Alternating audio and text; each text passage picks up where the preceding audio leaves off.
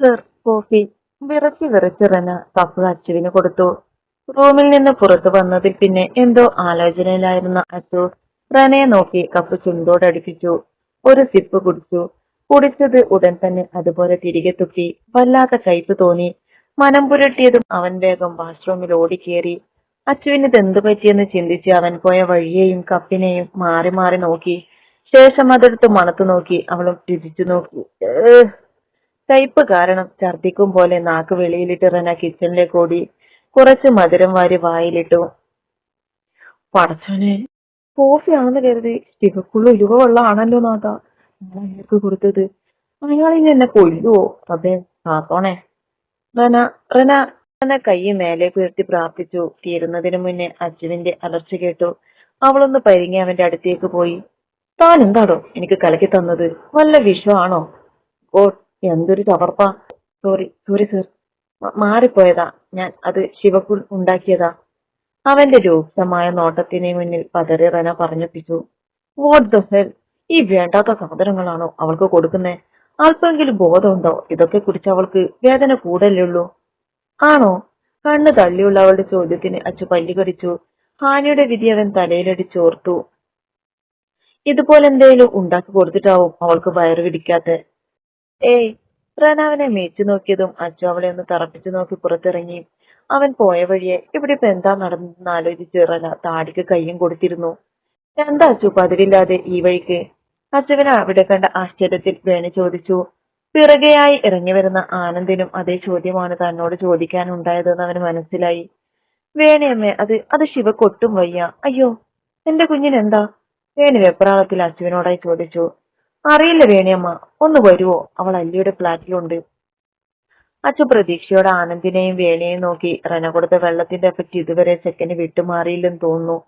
അതുപോലെ എന്തെങ്കിലും ശിവക്ക് അവൾ കൊടുക്കുമെന്ന് അവന് പേടിയുണ്ടായിരിക്കും.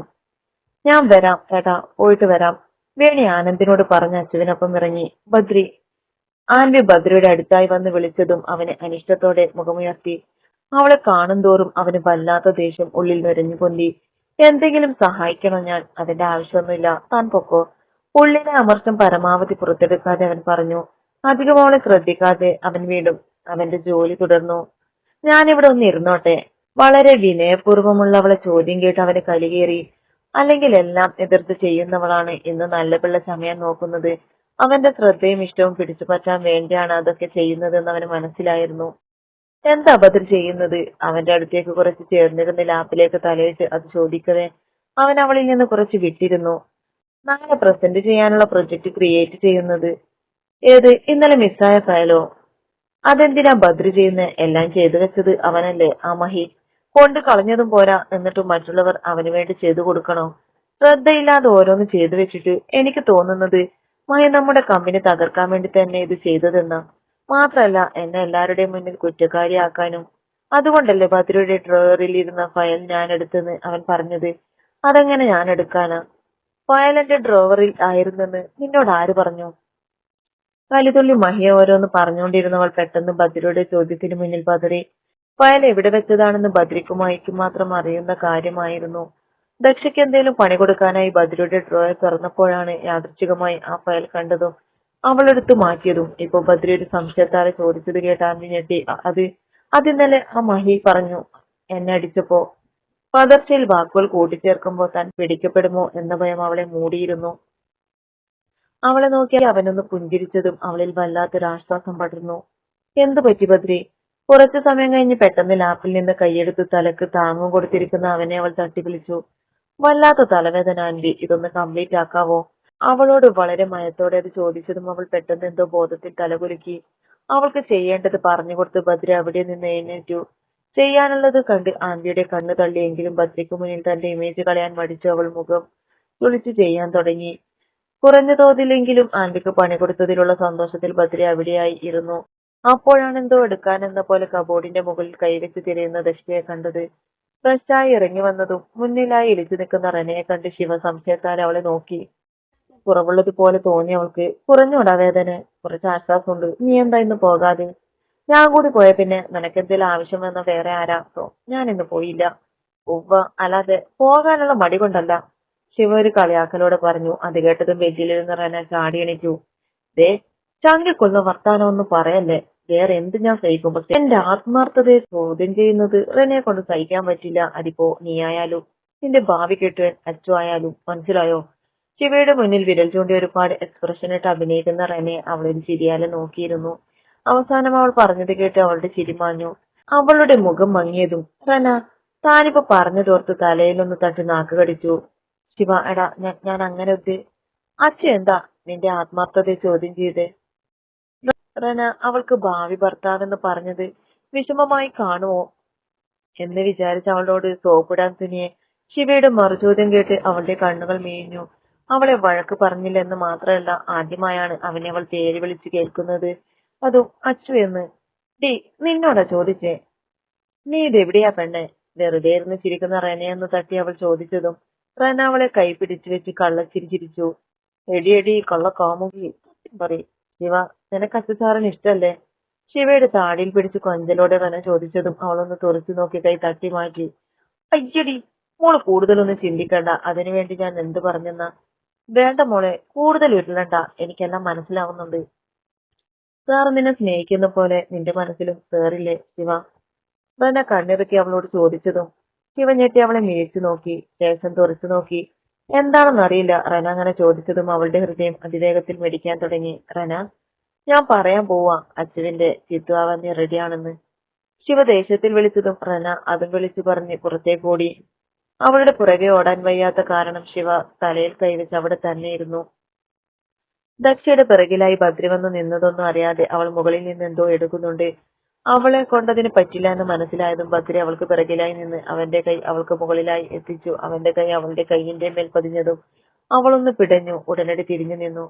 അവനെ കണ്ട പകപ്പിൽ അവളൊന്ന് വേച്ചു പിറകിലേക്ക് പോയി കബോർഡിൽ ചേർന്ന് അവളെ സഹായിക്കാൻ എന്നതിൽ പരം മറ്റൊരു ഉദ്ദേശവും അവനില്ലായിരുന്നു. പക്ഷെ അവളെ അത്ര അടുത്ത് കണ്ടതും അടുത്ത നിമിഷം അവന്റെ മനസ്സ് കൈവിട്ടു പോയി. ഉയർന്നതായെന്ന അവളുടെ ശ്വാസവും പിടക്കുന്ന മിഴികളും അവന്റെ രക്തയോട്ടം വർദ്ധിപ്പിച്ചു. അവളിലേക്ക് അടുത്ത് പോയി എതിർക്കാൻ അവളോ പിന്മാറണമെന്ന് അവരുടെ വികാരങ്ങൾക്കോ കഴിഞ്ഞില്ല. അവന്റെ മുഖം അവളിലേക്ക് അടുത്ത് അവന്റെ ക്രിസ്റ്റൽ കണ്ണ് അവളിൽ നിന്ന് അടരുന്നില്ല എന്നത് അവളിൽ പരവേശം ഉടലെടുത്തു. അവന്റെ ശ്വാസം അവളിൽ അളവില്ലാതെ അടുത്തതും അവളുടെ കണ്ണുകൾ കൂമ്പിയടഞ്ഞു. മനസ്സും അത് ആഗ്രഹിക്കുന്ന പോലെ വല്ലാതെ തുടിച്ചു. കൈകൾ അവളുടെ ടോപ്പിൽ കൊരുത്തു പിടിച്ചു. അവന്റെ കൈ അവളിൽ അമർന്ന അടുത്ത നിമിഷം എന്തോ ഒരു ശബ്ദം അവിടമാകെ നിറഞ്ഞു. പിടഞ്ഞുമാറി പരസ്പരം വിട്ടുമാറി ശബ്ദം കേട്ട ഭാഗത്തേക്ക് നോക്കി കലിയിലകി പകയേറിയുന്ന കണ്ണാലെ രണ്ടുപേരെയും മാറി മാറി നോക്കുന്ന ആൻവിയാണ്. അതുവരെ പരവേശം നിറഞ്ഞിരുന്ന ദക്ഷയുടെ മുഖം പുച്ഛത്താൽ ചിരി വിരിഞ്ഞു. ആൻവി കാണാൻ വേണ്ടി തന്നെ ഭദ്രയെ ഒന്ന് തൊട്ടുരുമി ദക്ഷ പുറത്തേക്കിറങ്ങി. ദക്ഷ വിചാരിച്ചത് മനസ്സിലായ പോലെ ആൻവിയെ നോക്കി അവൾ കാണുന്ന തരത്തിൽ അവനൊന്ന് ചുണ്ടൊഴിഞ്ഞു. കള്ളച്ചിരിയൽ അവൾക്ക് പിറകെ പുറത്തിറങ്ങി.